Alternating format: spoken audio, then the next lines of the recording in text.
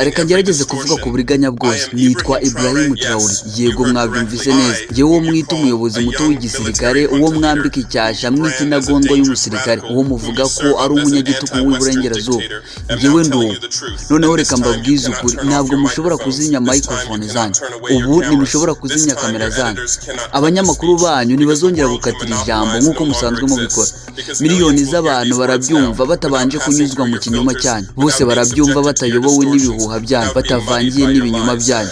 Mfite imyaka 34, nakuze numva ibinyoma byanyu buri munsi. Nari umwana ndeba televiziyo yerekana Afurika, buri gihe amashusho amwe, abana baribwa n'inzige, ubutaka bwumye, intwaro, urupfu. Ibyo byose mwabitwumvishaga ko ari Afurika, mutubwira ko ari uko biri.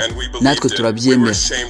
Twarigaye ubwacu, twagaye ubutaka bwacu, twagaye ababyeyi bacu.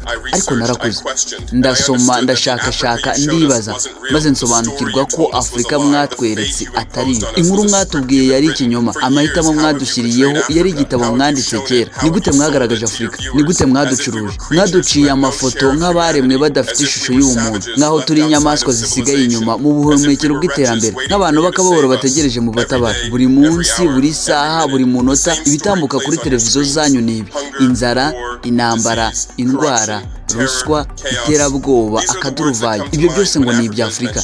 Mu gitabo cyanyu cyitwa Afurika, ni amagambo yizera cyangwa y'icyizere arimo. Nta nsinzi, nta terambere, nta buhanga, nta cyubahiro, nta kwihagararaho. None ndabaza, ni ibinyamakuru bikomeye nka New York Times, Washington Post, The Guardian, Le Monde, ni inshuro zingahe mwigeze kuvuga ibitangaza bya tekinoloji byagezweho mu Rwanda? Ni gute mwigeze gushyira imbere umushinga wo gusubiza imiti muri Ethiopia?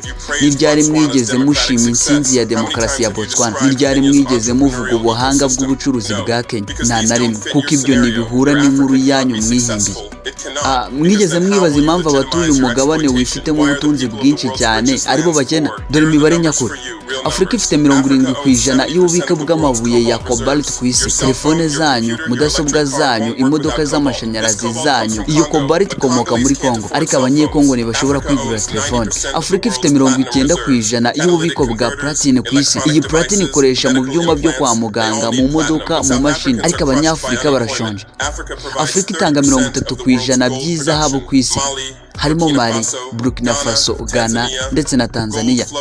Izahabu ihatemba nk'amazi, ariko abaturage bayo bagahekenya ubukene. Afurika itanga 60% y'amadiyama ku isi. Botswana, Angola, Congo, Sierra Leone, ariko abacukuzi bayo batungwa n'idolari rimwe ku munsi. Afurika ifite 35% bya uranium ku isi. Niger, Namibia, Afurika y'Epfo, ibihugu byateye imbere birakoresha uranium ya Afurika mu nganda zabo. Paris irakoresha umuriro dukesha uranium, ariko mu midugudu yacu nta muriro. Maze mukibaza impamvu Afurika turi abakene. Ni gute Afurika yagumye mu bukene kandi ifite ubutunzi bwinshi bene aka kageni? Koroni ntibwarangiye, ahubwo ngewe icyo mbona ni uko bwahinduye isura. Mwahoraga muza mugatwara ubutaka, mwabitwaraga ku ngufu, ubu musigaye mugirana amasezerano natwe. Mwahoraga mukoresha ibiboko cyangwa se gukubita abantu, ariko ubu mukoresha inguzanyo.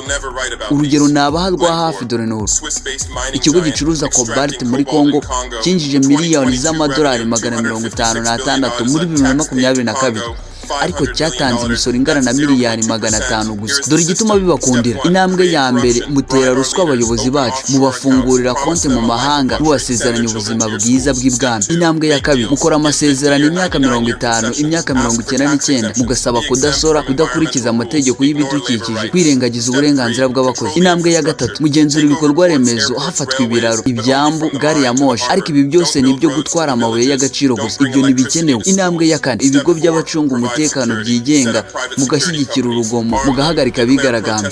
Intambwe ya gatanu, mufunga itangazamakuru, mugura abanyamakuru bo mu gihugu, mugacecekesha abavuga ukuri, hanyuma amakuru y'urugomo muyatambutsa mu binyamakuru byanyu. Ibi byose byakozwe mu myaka 100 ishize, kandi mwibwira ko bitagaragara. Ubu rero natwe harageze ngo duhindure ibyo byose, turyoherwe n'ubukungu bwacu, tubagenere ibyo dushaka kuko ni ibyacu. Njyewe ubwanjye ndisabira Afurika yacu gushyira hamwe.